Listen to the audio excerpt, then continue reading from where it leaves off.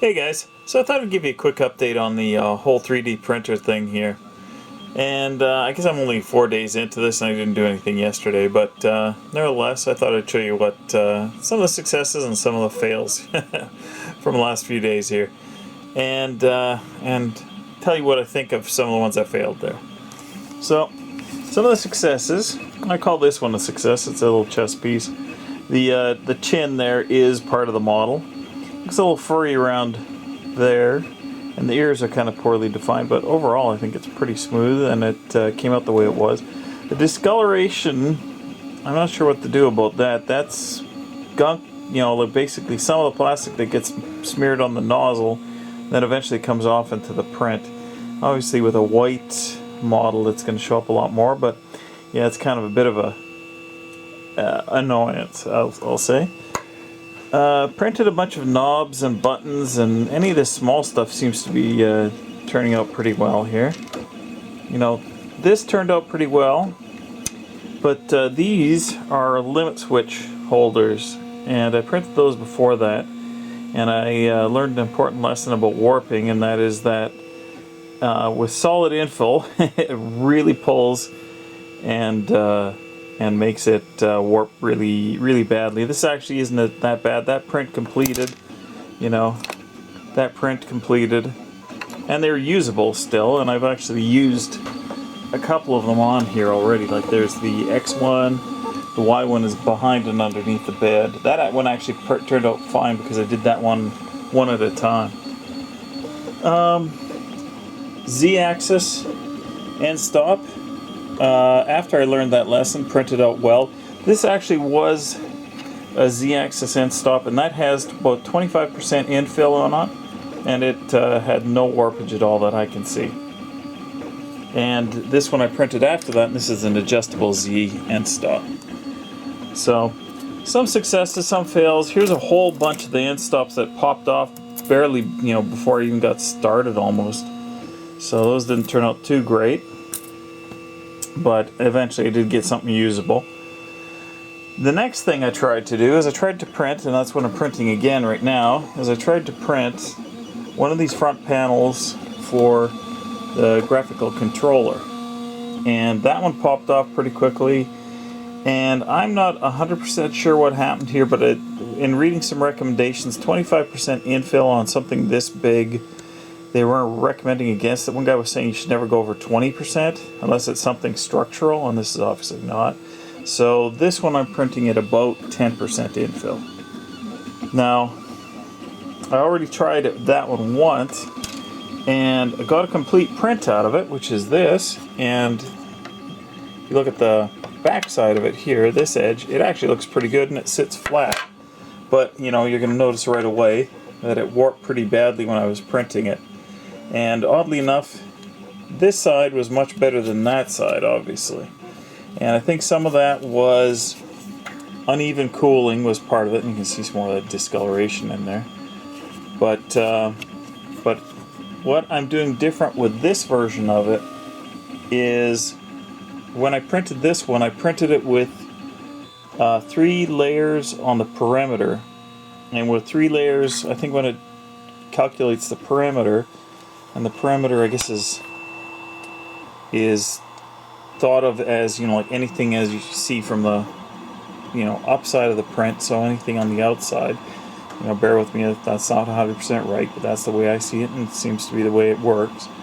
I had 3 layers on it, and when it put those 3 layers together, I guess it calculated there wasn't enough space on the inside to do any infill on the side, even despite the fact that I had it set to 10%. You can see the honeycomb pattern there. And that's why it pulled so bad. So I'm trying something different with this one. Once again, you have to bear with me on the messiness of my desk here. But I'm trying 2 different things with this one. First off, I printed what's called a brim around it, and I think that's about 1.5 centimeters, 2 centimeters of brim, which hopefully will help hold it up.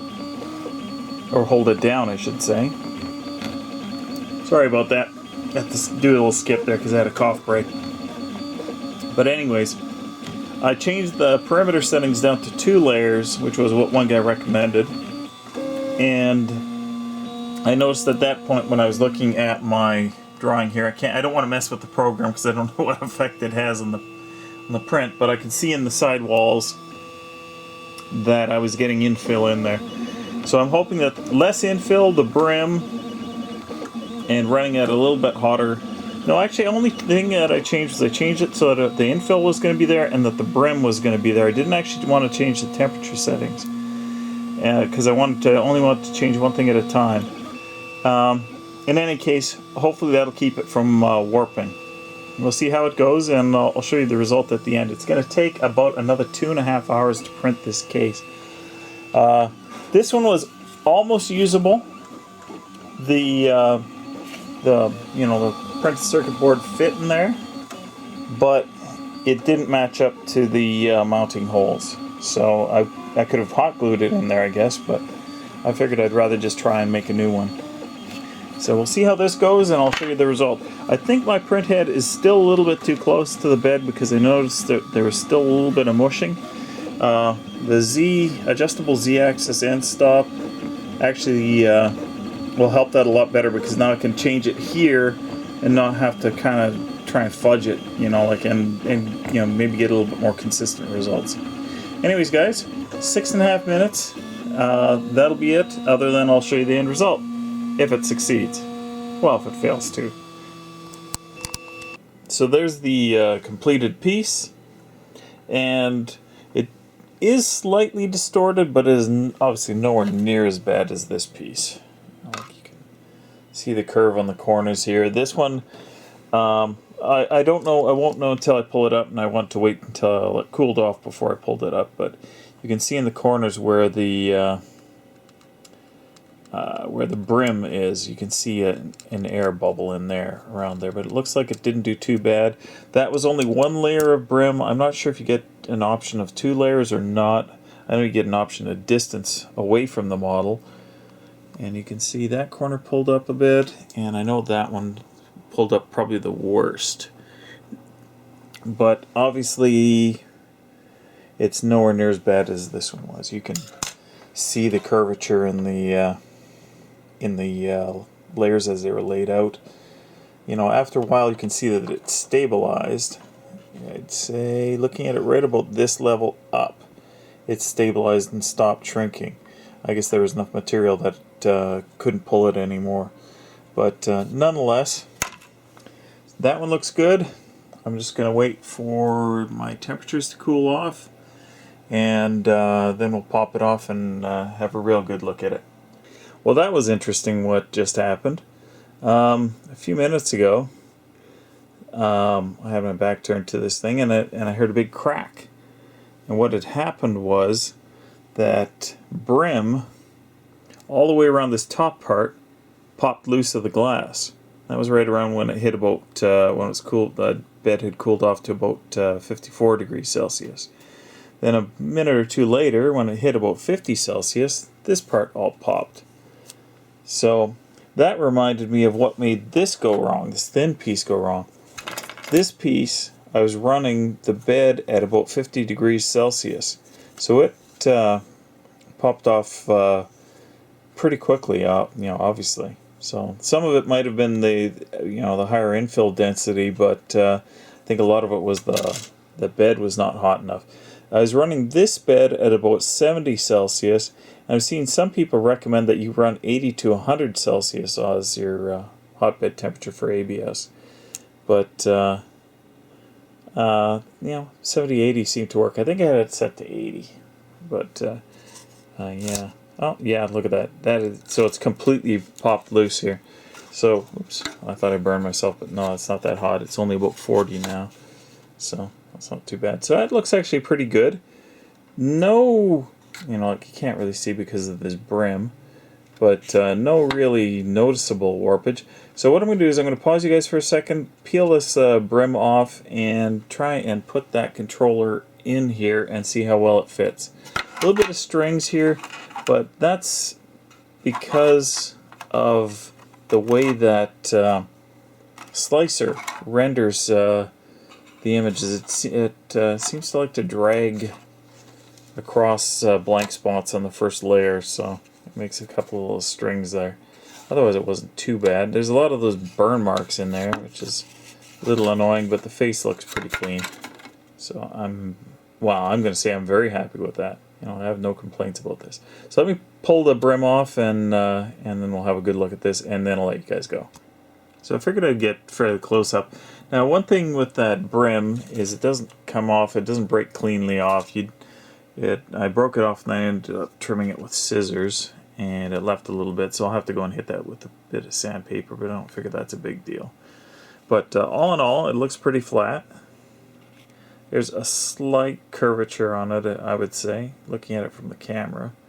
If we put it on the bed, you can see that corner is slightly lifted and that corner is slightly lifted.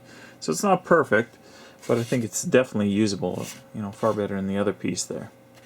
So I'm very happy with that. The only other thing I suppose I could have done different was I could have used the ABS acetone slurry method to attach the or to prep the bed for the print. What I've been doing is I've been using, as I said in previous videos, I've been using this hairspray. I don't know if it's ideal or not. You know, I don't know how you determine what's ideal.